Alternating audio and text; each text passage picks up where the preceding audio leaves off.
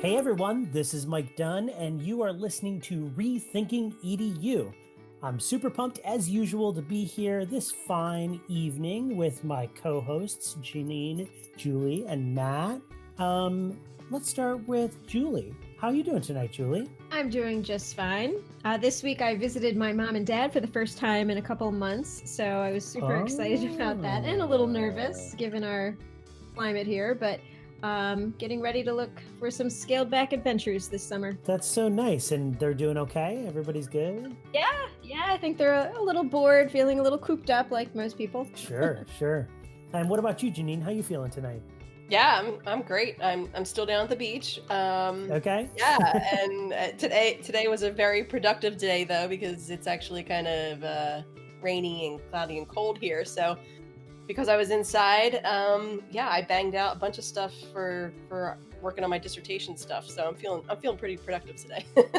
Awesome. All right, Matt. What about you? What's happening? I'm doing well. Today we had to cancel our summer trip. We were supposed to go to Costa Rica, so I was on hold for 3 hours with Air Canada, and then I was pretty heated, and I might have gone a little overboard, and then the lady hung up on me. So oh no! So all of that to waste. Wild. Did you get a refund for your flight or anything like that? Not yet. So we'll see. I'm gonna try again tomorrow and try to be a little bit more level-headed. Okay. Well, it's so good to hear from you guys tonight, and I'm really stoked that we are sitting here. Well, I guess they are sitting where they are, and we are sitting where we are, and we've invited Stephanie Howell and Lance Key of Get Inspired and Innovate with us. Lance, how are you doing tonight? I'm doing okay. We've finished up the school year here, and we are in our third week of summer school right now, which I'm the administrator for that. And we actually have students that are coming live into our labs and working, and very small, only about 10 people coming in. But everything's going well with that. So it's taking a little stress off me, and thinking hopefully we might eventually get back to some normalcy. Wow, that's interesting. You guys have already started summer school. We just ended school maybe like a week and a half ago. So it's fascinating for me to hear that you guys already started. And Lance, you're calling from Tennessee, correct? Just outside of Memphis? No, I am just east of Nashville. I'm about 50 miles east of Nashville, so I'm the opposite direction from Memphis, towards Knoxville. Got you. Yes, Knoxville, a town I've always wanted to visit. I hear it's very nice there. So, Stephanie, I'm also super pumped that you're here. You're on our chat tonight from Ohio. How are you feeling tonight, Stephanie? I'm doing really well. Just like Lance, we finished up the school year a couple weeks ago. I'm under an admin contract, so I am still working, but today was my last day for summer, and then I'll be back in July. So it was fun wrapping things up. With Global GEG, we're working on a boot camp for level 1 and then level 2 in July. So that's kind of where my focus is right now. Cool. That's awesome. And so I want to talk just for a second about who you guys are, how you kicked kind of in get inspired and innovate off of the ground. But let's just talk about your roles at your school. And Stephanie, maybe let's start with you. So you're instructional technology coordinator. Kind of what is the main focus of your role, and who are you interacting with mostly on a day-to-day basis? So I'm mostly interacting with teachers every day. My role kind of switched when we went to remote learning a little bit, the focus of it. And every single year it's a different focus because I'm always changing as the teachers change. So my main role is I'm meeting teachers exactly where they're at, providing pretty much small group one-on-one PD. That could look like modeling. I could be in a classroom teaching with them. I could be meeting with them during their planning period. I could be sharing different resources with them. So every day it kind of looks different. Every Monday though, I'm in meetings. Usually Monday and Fridays I'm in meetings, and then Wednesday, Tuesday, and Thursday, I said that out of order, I am with teachers. So I'm in the classroom, Cool. co-teaching, meeting with them, and teachers have grown a lot because of this model. Yeah, that's awesome. And let's talk about what your role is again. technology integration specialist, right? Actually, I should say instructional technology specialist.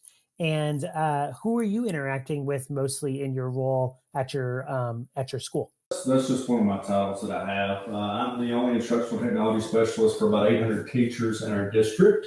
So I work with them daily on how to use ed tech tools, whether it's Google Classroom, Google Tools, Canvas, Screencastify, anything like that. I do most of the training that we have for that. I'm also the assistant principal for our virtual school that's in the county. So our virtual school Vital is a little different than most virtual schools. We don't actually have our own students, but we go into the classrooms and the schools and see where the pain points are at and where we can help with classroom sizes or offering classes that they don't offer at the high school. And then I'm an online math teacher for us. So I teach online Algebra 1, Algebra 2, geometry, pre-calculus, calculus. And then I also teach distance learning to middle schools, Algebra 2. So we can't put an Algebra 2 teacher in every middle school, so I teach it from my desk every day. So that's kind of my roles in my district. Also, I'm helping build our remote learning plan, or should I say plans, because we don't know exactly which direction we're going to go until we get our survey information back. So I'm helping build that plan also. Sounds really awesome. Sounds like you guys are both super busy. Supporting teachers in technology is no easy task. And I know we want to talk a little bit about that later on in the episode. But I want to talk a little bit about get inspired and innovate before we move into talking about supporting teachers in their technology use. Kim, one of you all just kind of give us some insight. How did your podcast, which is what Get Inspired and Innovated is, come about? And, how often are you guys putting out episodes, and kind of what is the focus of your work? So our podcast came about in Sydney, Australia. Okay. Yeah. Not really close to Ohio or Memphis, or Nashville. Just saying. No, not at all. And it started on a walk. Lance, do you want to go ahead and talk about that walk a little bit? Well, certainly I do. That's one of my favorite things to tell about you. Stephanie and I, we met in Sydney, Australia at the Google Innovator Academy. And this was actually the day before everything started. And her husband was there, my wife was there, and they're like, hey, you want to go on a walk along the Pacific Ocean? And I was dumb enough to say, yes, let's do it. And knowing Stephanie as well as I know her now, I know she's very organized, she's very planned, all of these things. I don't know what happened to her on this day, because we get there, we're going on this walk, and we get lost. We're stuck in a graveyard. We don't know how to get out. I'm pretty sure we may have walked on a few graves, which I feel bad about. And knowing Stephanie as well as I do, I know that she should have planned that better. In her type A personality, that it's just not her character. So, but we were on that walk, and I was yelling and fussing at her because I'm also very pale skinned, and so is my wife. And we got very burnt on that walk. We started talking and formed a good relationship through, what is it they say? There's a saying, something about, in trials and tribulations, you grow closer or something like that. I don't know. But we started talking about it. First thing when we got back to the States, we contacted each other and said, hey, we need to start a podcast. And that's kind of where it started. Stephanie, I'll let you take over from there. Yeah, so during the walk, one of our segments in our podcast is a meme or quote. And the reason we picked it was supposed to be a meme, but some people struggle with funny and being hilarious, and they don't really like memes. So we had to add the quote part in. But on the walk, we were talking about Grumpy Cat and how we really loved Grumpy Cat, me and Lance's wife, and how she used it to teach. And so then we were like, that has to be a segment. And so now, just from that opportunity that we had in Sydney, Australia, it just has grown. So we met again in ISTE, and we all went on this scavenger hunt. And so we just have like all these crazy stories about how our paths have connected and how different issues in education aren't just in Ohio, they're also in Tennessee. And so we're also working together to problem solve. Lance will never say this in his district, but yeah, all those documents are mine. He just steals them. He just steals them and he puts my name on them. He's like, I know you've already had this done. Can I just have a copy of it? I'm like, sure, whatever. And yeah, he definitely takes off my school logo and my name. So if you're listening from Tennessee, that's Lance. Nice. What they say, the best teachers are the ones who know how to steal things from other people the most easily, right? Yeah. So that's how we kind of got started. But let's, if you don't care, let's talk about the purpose for a minute. So Stephanie does do a lot of work, and I do some too. And I think on one of our recent shows, she talked about how she steals stuff from me too, and I don't know it. At least I'm man enough to admit it. Right. But you know, there's so many people out there doing so many great things, and there were so many innovative projects that I just didn't even know about. We felt like that one, we needed to spread the knowledge somehow to people in our districts, but also people around the world. We made great connections while we were in Sydney, Australia, with a lot of great innovators, and have made great connections with people all over the world now. And as Stephanie said, you know, things become not my problem anymore, but our problem. And we can work on these things together. But then we can share some of the great things that people are doing from across the world that our listeners can hear, so that they can grow also. So that's really, you know, the thought behind it. But also innovators too. It really bothered me a little bit while we were at the academy. They said, you know, a lot of people, they'll do their 1 year of their innovative project, but then after that, it just dies. And to me, that kind of hurt a little bit, because I'm thinking, man, my innovator project is kind of my passion and what, you know, I want to share with the world. And so we also thought that this might rekindle some of those old innovator projects, and also, you know, breathe life into those that are going right now. Because sometimes you hit a wall and it's like, man, I'm not ever going to get through this. So just being able to come on the show and share their vision, I feel like helps a lot of times. Yeah, it's super interesting. You know, we found that quite a bit with our show, only in its infancy. You know, we're I think this might be episode number 14 that we're recording right now, so we're still youngins in this podcasting game. But I certainly, and co-hosts, you guys can chime in on this too. But I certainly have found that just building up our relationship, as well as the relationships with the people that we've brought on, has really been inspiring and motivating more than anything, right? To kind of say, hey, what's that thing you were working on, or you are working on, or whatever? Let's lend some airtime to that. Talk about it a little bit more, reflect about why we think that's important. And then hopefully you can walk away from whatever we talked about here and move that into whatever sort of next step you're kind of in. Co-host, you want to add anything to that? I 100% agree. I just think that finding other people that are doing really amazing things, it is inspiring. So yeah, and I think that's kind of the purpose of this network series that we're in right now, is all about connecting people who have like minds, like motivations, and other things to each other, and the power in making that happen. Lance, what were you going to add? So, and I don't know if Stephanie would admit to this or not either, but she and I have fangirled or boyed a couple of times over even some of the people we've had on the show. So just right before we came on here today, we recorded episode 72, and we had Tyler Tarver on the show. And Stephanie's like, who is Tyler Tarver? And I'm like, oh my gosh, you don't know who Tyler Tarver is? He's got almost 50,000 YouTube followers. He's got videos that has almost 2 million views on them. And she's like, no, I didn't know who this guy is. I'm like, I steal from this guy all the time. So not only is it helping our listeners, but, you know, I got pumped up about today. And she's like, man, what's wrong with you? I'm pretty sure we had the exact same experience with our last episode. Wouldn't you agree, Matt? Oh yeah, without a doubt.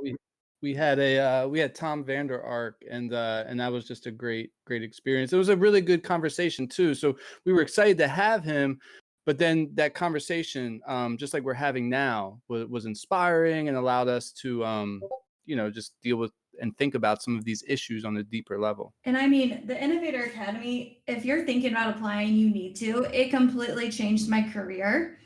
The way that you build relationships and the connections that you make saved my career. I was almost at burnout. And once I met the people there, they kind of lit a fire again inside of me. And I was so excited for education and the connections I've made. I have friends that I can talk to because at any time in the world, because they're all around the world. So they're usually up when I'm maybe needed to sleep, or when I'm waking up at 4 o'clock in the morning, they're up.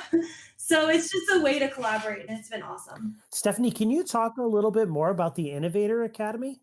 Yeah, so the Google Innovator Academy, this year it's online due to COVID, but in the past you've gone to an academy and it's at Google and it's 3 days. So you go, you get to eat all the amazing Google food. You can go on a walk if you decide, right, Lance? Yeah. And then once you're there, it's the best professional development I've ever received. It's hands-on, it's collaborating. You do a lot of reflection, it's design thinking, and you're working to solve a problem in education. And you have all these amazing educators in the same room helping you solve this problem. Like Lance said before, it's not just my problem, it's everybody's problem. So we left this Innovator Academy, and then you have a year to do a project. So you get to spend all of your time, resources trying to fix this problem in education. And then at the end of the year, you have a showcase where you get to show off your project that you've been working on for the past year. Cool. That sounds awesome. Stephanie, can you and Lance, can you guys tell us a little bit about the projects that you did at the Innovator Academy? Yeah, so my project was focused on students with disabilities and how a lot of my teachers focused at the recall level on Webb's depth of knowledge. So there's like 4 tiers to Webb's depth of knowledge, and a lot of my teachers were just focused on recall. So they were taking a lesson and maybe they were using Quizlet Live. So the kids were just using that information for vocab and they were just recalling it. There wasn't a whole lot of extension with that. So a lot of students with disabilities struggle with recall. That's why they don't feel successful in school, because that's a weakness that they have. So taking that learning and extending it all the way to level 4, where students are justifying it and more debating it and providing all that kind of stuff, really helped those students. And it really helped build relationships. So I also took Hattie's work and I took relationships, first, and we focused on that in August. Then the next month we focused on vocabulary. Then the next month we focused on something else. And so throughout the whole year, teachers saw lesson examples and it was aligned so they could see this lesson is at the recall level and this goes all the way to the level 4. And so teachers could see that, and then they realized, oh, just asking my kids to fill out a Google form is just a level 1 activity, where I should be doing weekly meetings with them to build relationships. So those teachers that really did this, they grew so much over the whole year. That's great. Yeah, before we get to Lance, I want to hear about yours. But Stephanie, you said this sort of saved your teaching career, going to this academy and this project. Can you talk a little bit more about that? Yeah, so I'm a young leader, so I am an admin at my school district, and I was only 26 when I became in this role. And so I'm in the middle between teachers and principals. And so I feel like, I see both sides of the situation for a district. I see the teacher side, and I also see why we have to make certain decisions that we do. And so, you're kind of like playing tug of war, in the middle, and you're like, I don't know what side to go to. And you can't really vent to anybody, especially teachers, because they could go and say oh, Stephanie said this, and then you're in a lot of trouble or something. So finding like-minded people at the Innovator Academy that were also tech coaches, because being a tech coach is pretty lonely. Usually there's only 1 per district. So finding other people that had similar values as I did, and they saw education differently than some of the teachers or some of the principals in my district, and just being able to collaborate with them. I mean, there's things where if I go to a principal and I try to collaborate, they have no idea what I'm talking about, because that's not in their responsibilities, it's in mine. And so being able to collaborate with other people and steal resources, there's so many, I don't think I've made up a presentation, because I just steal from other educators and then I just tweak it a little bit to fit what I Wait, so who's stealing from who here? Lance is stealing from Stephanie. Stephanie is stealing from other people in Ohio. So Oh, not in Ohio. It's around the world. I don't steal from The conferences I go to are in Ohio. I can't stay up. I'm Ohio people. Yeah. Yeah, Stephanie, I can relate. I'm a tech coach as well. So what you're saying definitely hits home. Lance, can you talk a little bit about your innovator project?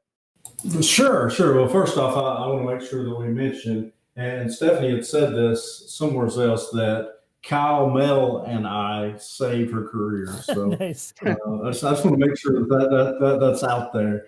But yeah, my project, it's nowhere as near as glamorous as Stephanie's, nor as deep a depth of knowledge as hers. But what I started noticing was the students that I was working with, especially students that were in the traditional method would have been vocational students, how they weren't being successful post-secondary.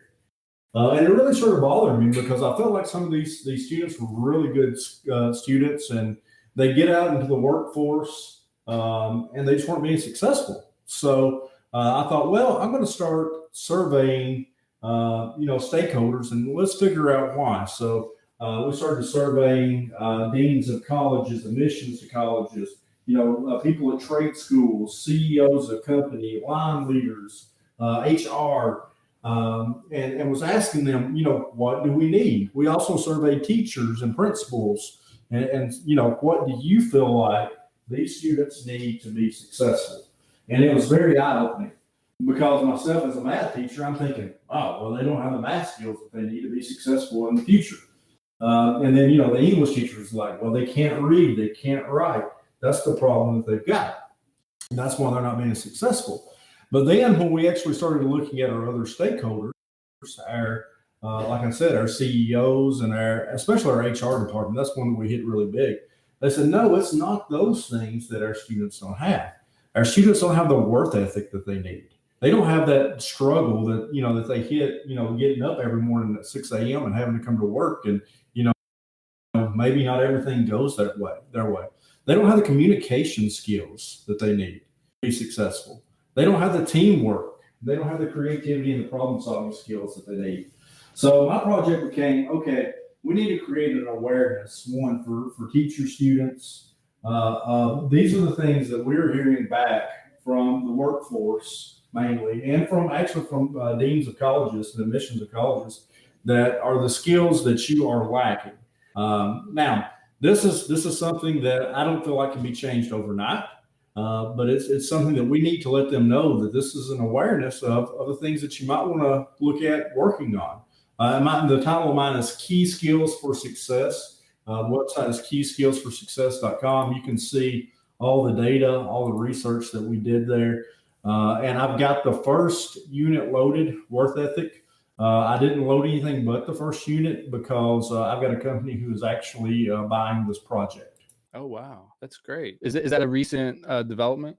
No, actually the agreements was made to sell it back in about February. And we put everything on hold right now because of COVID and everything. So the company's just waiting for everything to level out before they actually, purchase this. Cool. That's great. Congratulations. Just to clarify, so some of our listeners may have never heard of, being a Google certified innovator.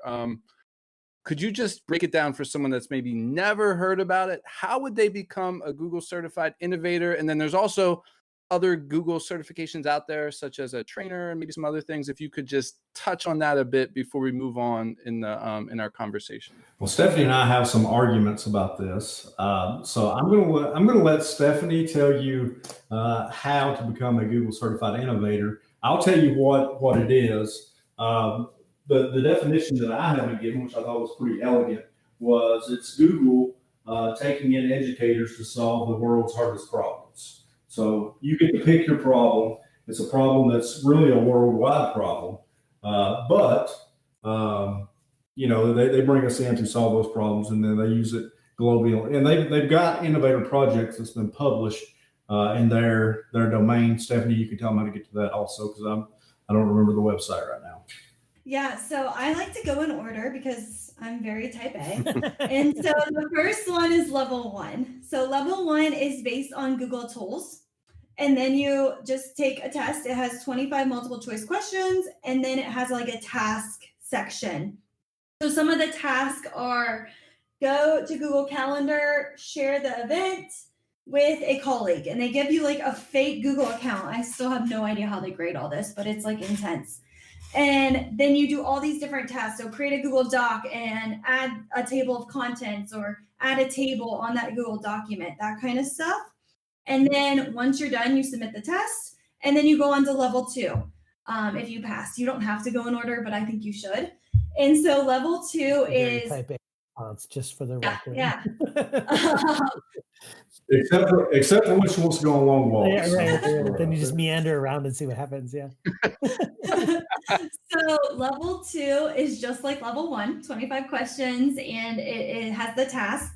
Only this time, level 2 is more focused on education. So using the tool in education. So they talk about like using Google Classroom and creating a discussion and doing all these different tasks within education with a scenario that is like a classroom setting. And so after you finish those, for trainer, you need both of them. And the trainer exam is 25 questions, multiple choice. You have to have a video of you training, and then you also have to have different trainings that you've done with feedback.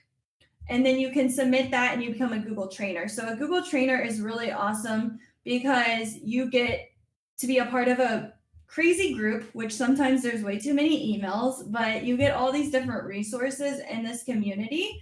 And then you can also get into the Edu directory to get like different training opportunities if you want to. And then the next step is Innovator. So for Innovator, you only need level 2. You do not need level 1 or trainer, which I just think is wrong because, again, you need to go in order. But Lance will argue with you about that. And so for Innovator, you create a it was 60 seconds. This year, they bumped it up to 90-second video about a problem in education. You're not supposed to solve it, but you are just supposed to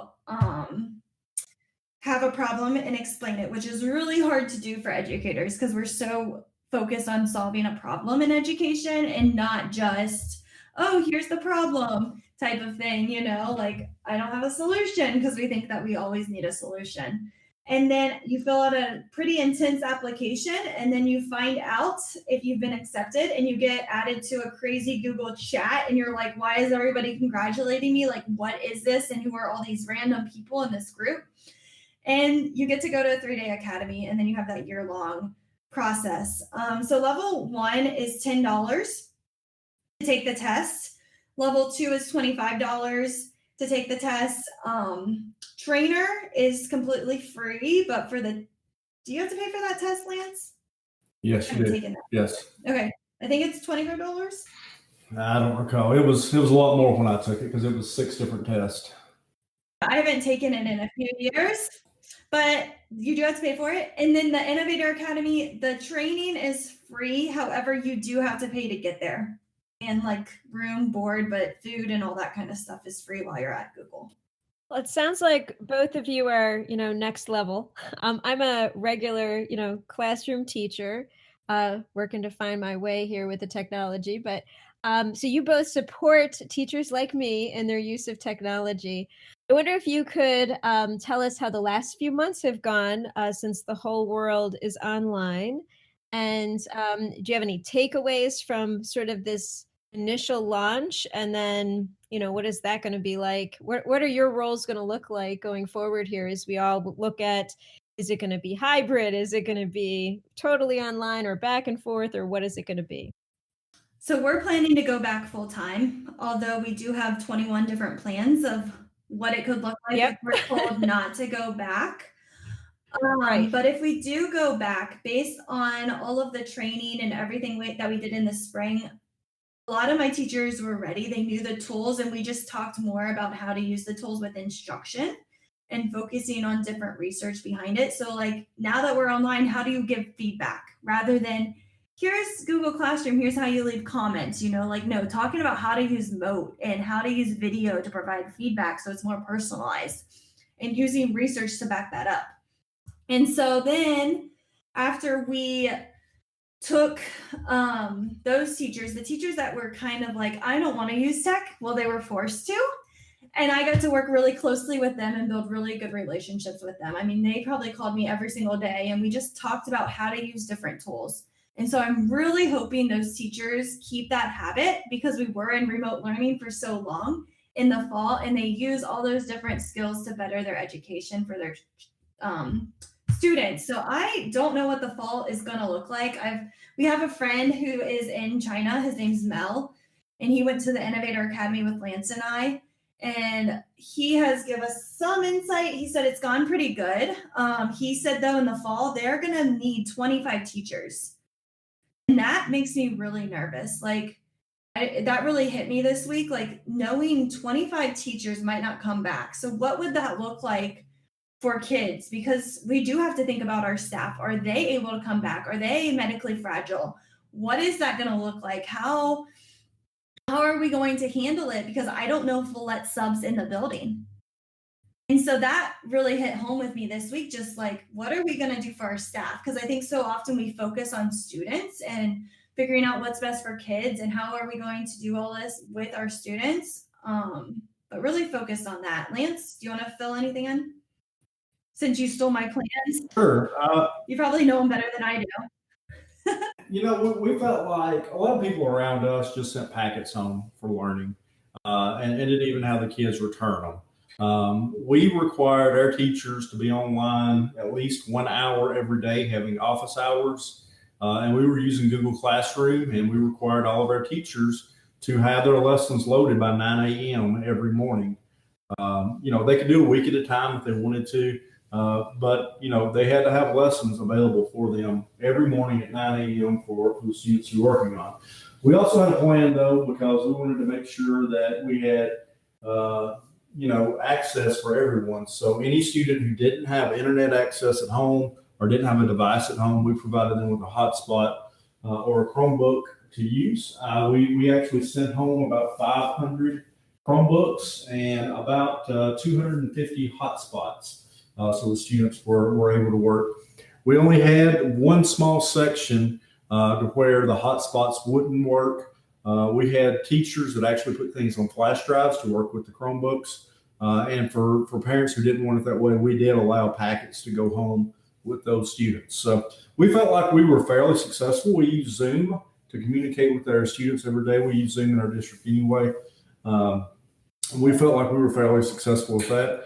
Going back for next year, we're planning on going back to school. The governor has asked us to send a survey home to every student and parent and asking them whether or not they want to come back. The guidelines, not the mandates, but the guidelines they've given us is if a student or parent does not want their child to come back, we shouldn't make them, because we don't know what they're going home to, whether it's a grandma, grandpa, an aunt, uncle. The kid may not be in danger, but the kid could get it and take it home to somebody who is. So the number he gave us was 20% is what we should be prepared to not come back. And if that's the case for us, that's 2,400 students that will not be coming back.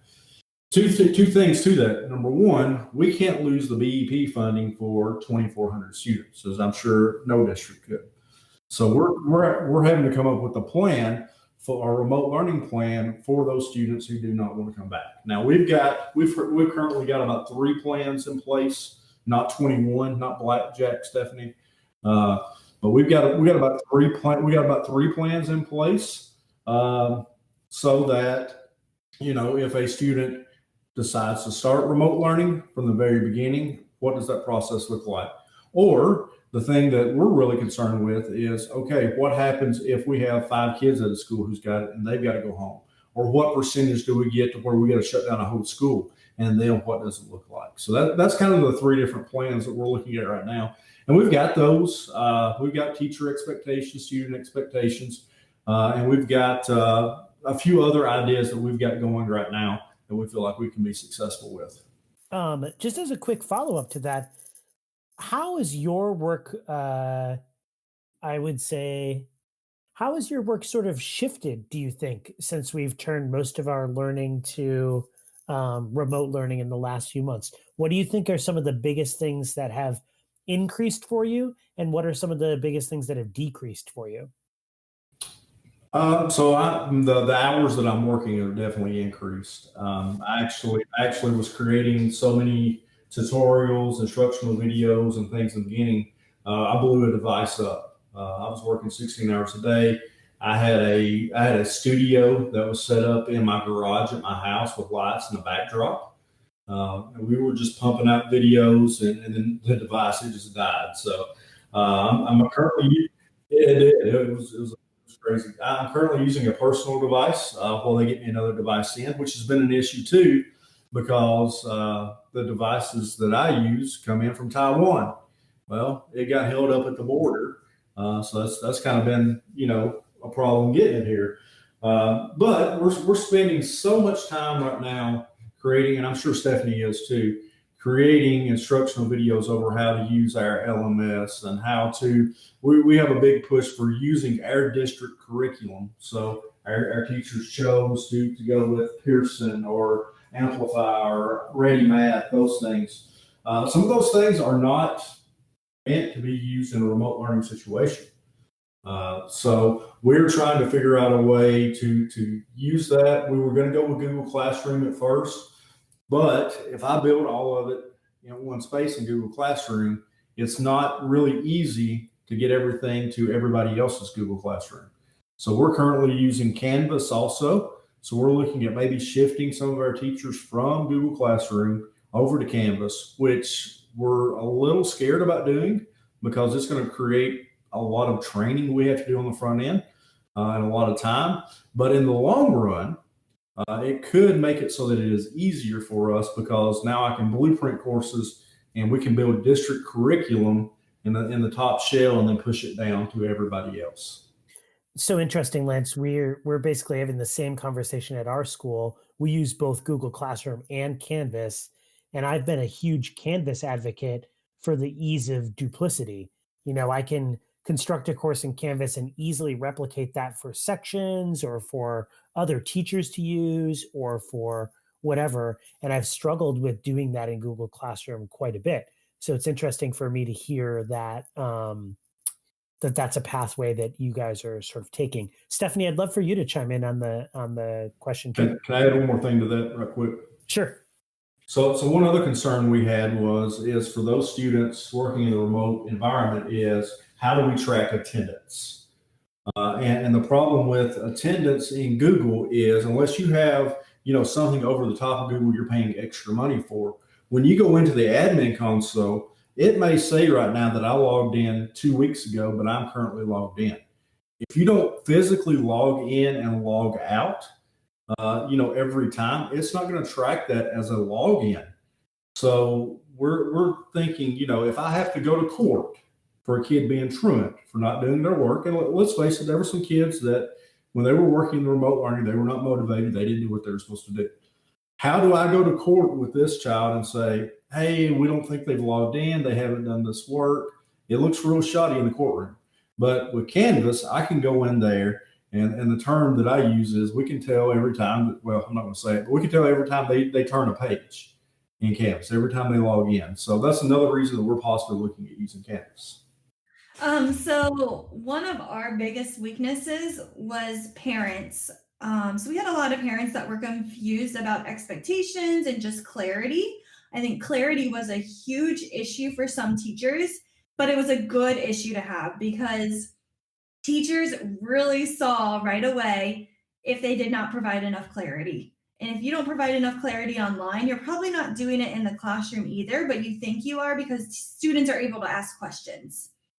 And so the teachers were like, this kid's emailing me all the time. And I'm like, okay, well, what can we do? We could, create a video to help them understand different concepts that they need to learn. We could list out, using IORAD, and then it creates a click. So every time you click, it creates like a box and great templates for kids to see how to log into different programs or to do different tasks. And so we had to be really creative with that clarity piece, because if you really didn't have that before remote learning, the students really struggled because the teachers were getting bombarded by the same question Where in the classroom, you get that question by one kid and you can answer it, and all the kids can hear that answer, rather than you going and answering it individually for every single student. The other issue was parents. So parents, since they were home, they were stressed. They had to work. I had to work too. And I have a 7-month-old. So that was a lot of fun because daycare was closed and my husband was essential. So he got to go into work, and I'm here being a full-time mom and a technology coordinator, where my job was crazy at that moment. So just trying to manage those two pieces and seeing that from the parent perspective. These parents were told they have to work and then they have to help their kids with school. That's stressful. I mean, there were some days where I was stressful. You can ask Lance. He was probably like, calm down. But just like figuring that piece out. And I mean, it took maybe 2-3 weeks for people to get a routine of everybody's at home. I'm getting sick of these people because they're the only people I'm talking to right now, and we need breaks from certain people. But there was a lot of tension, and one area was Google Classroom. That's our LMS that we use. And parents were confused about how teachers organize their information. And some kids, they were fine because they've used Google Classroom since the start of the year. Other teachers, they didn't use it on a regular basis, especially students with disabilities. They kind of struggled without that guidance from their teacher of where to click. And so this summer, we're trying to work on a parent university. So teaching parents how to use Google Classroom. What do they need to look at? Because we can't invite parents into our Google Classrooms due to FERPA and just protecting the student. So having that conversation and sitting down with your child, what does that conversation look like first off? Because a lot of parents don't know. And then showing the parents how the teacher organizes information. So we're actually having our teachers create a syllabus, which a lot of teachers have never done, which I was kind of shocked because, I mean, that just seems like you should do that. But just helping them, again, with that clarity piece and explaining what is a part of their course. And then the second thing that we're asking teachers to do is creating a video tour, so a virtual tour of their classroom. So teachers will take Screencastify, we video, whatever they want to use, and show the parents and teachers how they're laying out their classroom. So here's how I organize by dates. Here's where I put the material. Here's where my syllabus is. Here's how to use the stream. Here's how to find the Google Meet link when I turn it on and turn it off. Here is when we're going to have Google Meets. A lot of these questions were unanswered because we just threw people right into it. And then from there, also teaching parents how to use, Google Calendar, because we want our teachers to assign due dates so that kids can manage a lot better. Because that was one of our weaknesses, was those skills that kids just need to manage their time and all that kind of stuff. Because at school, they're told what to do. Where with remote learning, it was like, good luck, you can do this whenever you want. And some students did amazing with it. And other students needed that structure of, you need to do this at this time. I think we found the same. I think it's a great idea to have, parent university and getting ready for whatever the fall brings. That's a great idea. Definitely. So Lance and Stephanie, I was wondering if we could jump back here. And so here, our podcast, this series is really focusing on networks. And I know you belong to a network of podcasts. And I'm wondering, what kind of connections you've been able to make and how valuable it's been to you. If you could kind of speak to that. Yeah, so we just recently got asked by Chris Nessie to join the podcast network. And you get thrown into a Voxer group, and we've been able to have a bunch of different conversations and suggestions and helping promote and different questions like that with that network. Again, I'm so big about having that personal learning network, and you have to find your people. So you have to figure out, do you like, podcasts? So get with those people. Do you like Google? Get with those different people. Microsoft, you can hang out with them. I'm not a huge Microsoft fan. But you can. Microsoft has a network, really? I think, it's like, I think it's MI, like Microsoft. I don't know what the I even stands for. Who knows? I thought it was just people complaining about how they don't like to use Microsoft Word. Right. I was thinking it was Teams they didn't like. Yeah. I think actually, it's Microsoft Access. Nobody really likes to use We that. could definitely create our own little group about how we don't like Microsoft. But just find who you connect with, and that group will support you and help promote you and cheer you on. And when you fail, they're cheering you on still. Yeah, and we've actually, Stephanie and I are on a lot of common PLNs or networks. We've got our own GEG, so she's got GEG Ohio that she helps to lead. I've got GEG Tennessee that I'm the lead of.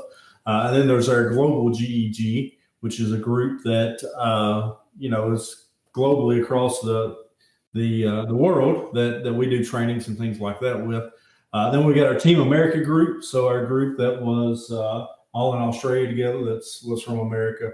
So we've got lots of groups that it can get confusing actually at times, because it's like, which group do I ask this question to? So generally, I just go in there and annoy everybody and ask it, and Stephanie gets to see it like 5 times. I know that feeling. Yeah. Yeah. Stephanie, I really love, you pointing out that, connect with your people, that find those people that are going to support you and, that are going to raise the bar for you as well and challenge you and, help you to grow professionally. I think that's an excellent point. So I'm wondering what's next for both of you. What's going to happen next for you personally and for Get Inspired and Innovate, and what kind of plans do you have for the summer? Well, I'm hoping we still record our podcast. I mean, this would be a bad time to break up with me, Lance.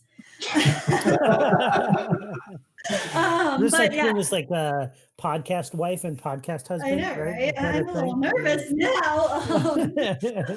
But just keep recording and connecting with other people. That's one big thing. One thing that we just started is global GEG. So that's connecting all the local Google educator groups and kind of putting all the leaders into one big group. So you've got all these super humans collaborating together to provide these amazing free events for different educators. And it's been nice because for me, Eric Kurtz and we run Ohio. And so when we do our monthly meetings, that's just 2 people. And it's a lot of work. And so now that we have 40 different leaders, we have tons of connections because everybody knows everybody. And somebody's like, I put in the chat, I was like, who knows how to sketch note, or who knows somebody that does? And within like 5 minutes, we had a presenter that was going to lead a sketchnoting session that somebody needed. And it's just been super helpful having those different connections and people on board and then supporting those local places. So Ohio, like there's no way I could run a Google Level 1 boot camp, but with this group, I'm able to. Yeah, we just recorded episode 50 or 72 today. So we've been recording a little over a year now. And actually, I asked that question to Stephanie just today. How can we grow? How can we continue to push out good content and to educate more people? So we're constantly looking to grow. Well, one thing I'd like to point out, though, is not only are we helping each other, in this space, but I feel like personally we are too. There's days, as Stephanie said, that she was just hard to deal with. And, I didn't mind making that comment of, hey, what's going on with you today? Are you okay? And then there's times that she'll say, you've got to stop. And I'm like, what are you talking about? She's like, you're just doing way too much. You're getting too much in. You're too stressed. You got to stop. And, so we're also, there for each other too. So I feel like that's important. Yeah, I couldn't agree more. This group is definitely, and they, Janine, Julie, Matt have heard me say this a few times since our first recordings, is that this podcast has certainly been a salve for me as we've gone through some of the most tumultuous times, not only in teaching for me, but also in the world.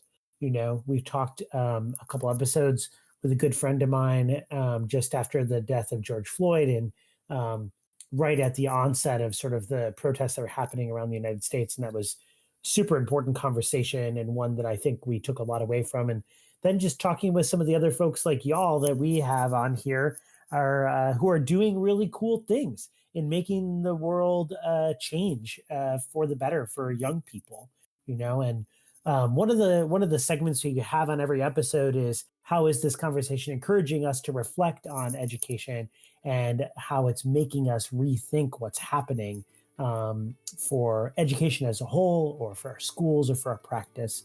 And I want to hear everybody's thoughts on that.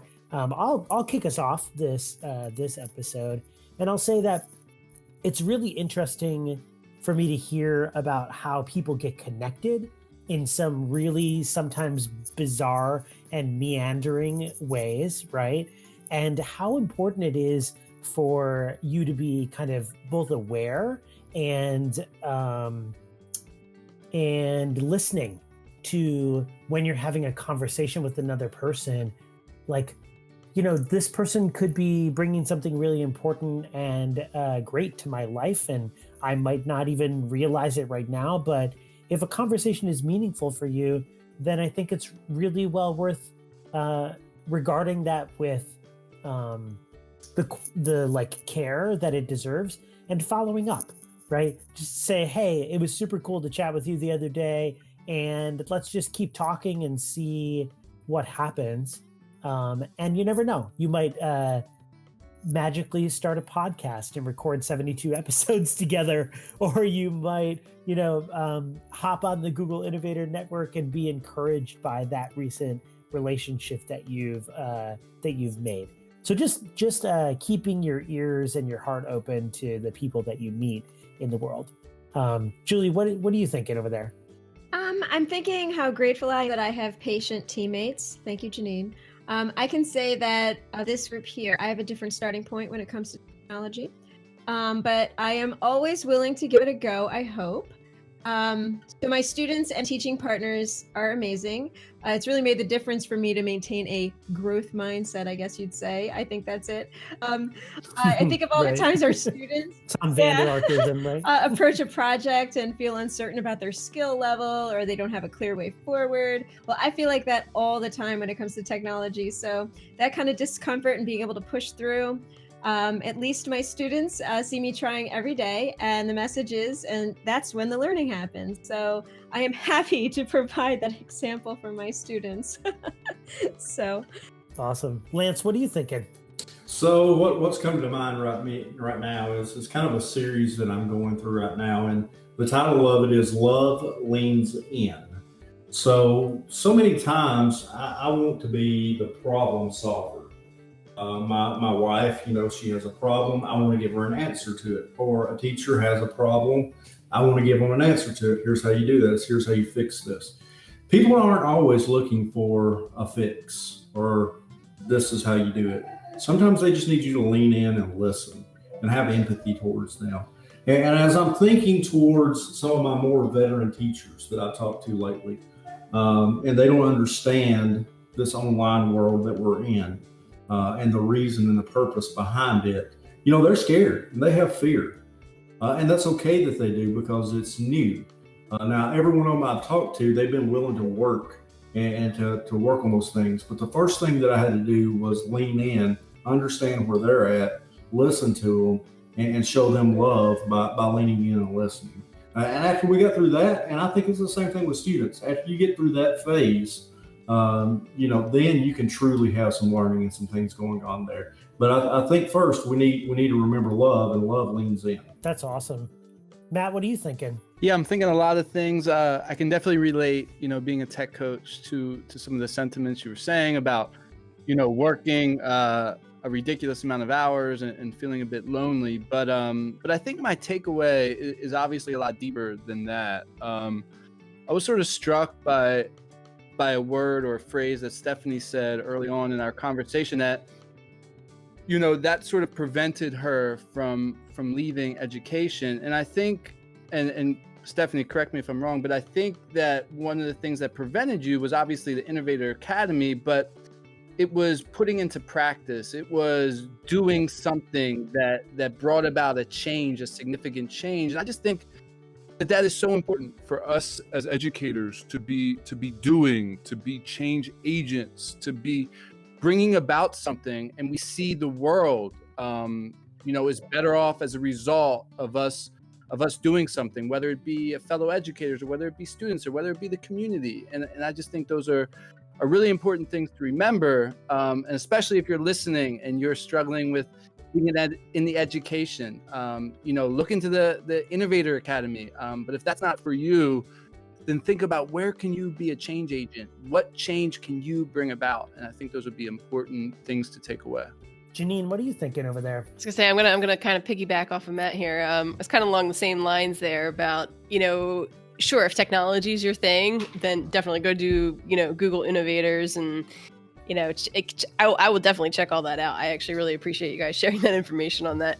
I'm probably half of a tech coach in some sense, one way or another at our school. But anyway, what I was going to say though is, maybe you're not ready to be a change agent, but maybe just being able to, you have to step outside your classroom, right? Don't let this be an isolating profession, especially now that it's online. That could make it even worse, right? There's so many online conferences and there's webinars going on right now. And, if things go back to being, face-to-face and in person, that, find something that you can go and attend to and, meet other people that are in your field. Julie and I we had PAMLE on, right, for middle level educators in Pennsylvania. So connecting with people that are teaching middle level students has been awesome for us, because we can share similar stories. Like we have all these connections. So I guess that's what I'm taking away here, and kind of rethinking that, teachers really should be encouraged to get outside their classrooms and, go connect with other people. Stephanie, what are you thinking? Yeah, definitely connection with people is huge. Don't be afraid. I definitely heard tons of podcasts before I went to ISTE my first time. They were like, just go up to those people and just say hi. And I was like, oh, I'm such an introvert. Like, I can't do that. And then after Google Innovator, that confidence came out. Now I'm like, yeah, I'll go up and say hi to whoever, because you really could miss an opportunity if you don't go and say hi to somebody. But for me, I think my focus right now is empowering others. I'm very, very type A, and I've realized right now I'm practicing letting go. And if somebody doesn't do it right when I ask them to do it, which is like a minute after I expect it to be done, to relax and give them time to do it and try to work with them and say, okay, I want you to do this and I'm going to wait and support you and cheer you on. But also just reminding people, like, it's okay if they don't do it the way that I might have done it. It could be better and they could reach more people the way that they do it. And I just need to be more patient. Yeah, I love it. Everything you all are saying is super important. I hope that our listeners are gaining as much from this conversation as I am. I really appreciate everybody's reflections. As we're moving into the end of the episode, though, I want to share some less intense, reflective moments and more plugs, things people want to share, things people want to get out there in the world. Matt, I know you want to go first. Let's hear it. Yeah, I'm playing a new podcast I just started listening to. It's Pin Drop. It's a new podcast from TED, and it's just super, super interesting. So they sort of like drop you off in a far land and just kind of take a unique approach and just help you understand the people. Their first one was on Bangkok, and that was pretty awesome. Janine, what are you plugging? I'm going to plug a site called kiva.org. It's spelled KIVA.org. It's really all about micro-lending for people all around the world that are mostly in poverty-stricken areas that are trying to make a difference in their communities and make their lives better. And whether they're starting businesses and that kind of stuff, that they put in like an application for like applying for a loan, basically. But you're able to volunteer to donate, $25 to their cause, and that's really like all they need. $25 can make a huge difference in somebody else's life in a third world country. So we've used it with our students in the past to have them pick out projects that they wanted to fund, and we would fundraise and have our own classroom amount, and then that we would get to divvy it out to people that applied for the loans. And what's cool though is that you get the money back probably like 90% of the time. That once they it's a loan for them, so they'll return the money, and then you can go and divvy it out again. So it's like an ongoing, you keep on giving and giving and giving. And helping somebody else's life better. So kiva.org, check it out. Super cool. Julie, what do you want to plug? I'm looking at project work for next year and interested in how to move that virtual, or at least be ready to move it virtual. And I've been looking around the Global Dignity Project website. There are resources there that are interesting to consider for a student activism project or even advisory materials. So Global Dignity. Awesome. Lance, what do you want to plug? All right, I'm going to hit 3 right quick. 1, ck12.org content. If you need content that's free, that you can bring straight into Google Classroom, that is built off of Common Core standards, it's there. You can use it, adaptive practice, all that. Second one, My Viewboard by ViewSonic. It is like Jamboard, but on steroids. It's got a whole lot more options. They're providing it for free right now too. myviewboard.com. And then last, edgeelastic.com. If you're needing to assess your kids, you're needing to build test questions that are technology enhanced, they've got it. For the most part, it's free. If you need the district reports and things, they do charge for that. But for most teachers, the free part would work just fine. Awesome. Stephanie, what do you want to plug? I'm going to be biased, but definitely Global GEG. So it is a team of educators. I talked about them earlier, but if you need professional learning, they are your go-to, or just support in a community. They are amazing. So definitely check them out at globalgeg.org. Cool. That sounds great. I want to plug something that's pretty relevant right now. If you guys have been following the movement to remove standardized testing in the college admissions process, you will have noticed that some big players have decided to go test optional this week. So Harvard, a small university located in the fine city of Cambridge, you may have heard of them, they decided to go test optional this week, which was a big deal.